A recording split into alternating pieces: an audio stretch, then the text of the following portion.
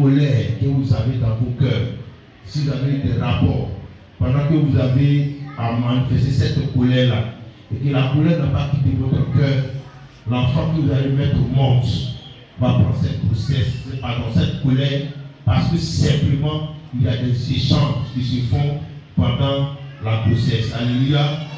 La femme donne des informations à monsieur au travers de sa sémence.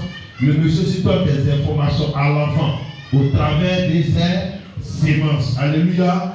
Et à partir de toutes ces choses-là, vous allez voir que l'attitude de l'enfant va refléter ce que vous avez transmis. L'attitude de l'enfant va refléter ce que vous avez transmis. Et une troisième chose dont je vous ai parlé, la force, la vigueur, la puissance. Alléluia. Et je vous ai dit que le premier-né, ton premier fils, la première sémence qui sort de toi, porte ces qualités-là. Premièrement, la vigueur, la force, la supériorité en dignité, la supériorité en puissance. Alléluia.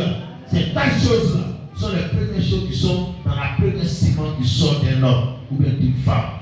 Si vous jouez à ces choses-là, vos enfants vont perdre leur force, vont perdre leur pouvoir, vont perdre leur autorité. Alléluia.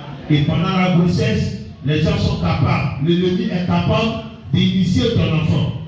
Simplement au travers de la nourriture que tu manges. Au travers de ton pain.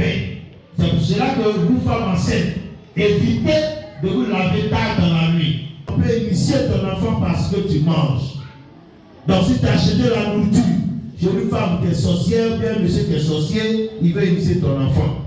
C'est pour cela que tout ce que vous achetez au marché, priez dessus avant de préparer pour manger. Sinon, vous allez faire du faux. Les pains que vous prenez, il y a des gens qui se lavent avec des médicaments pendant qu'elles sont enceintes.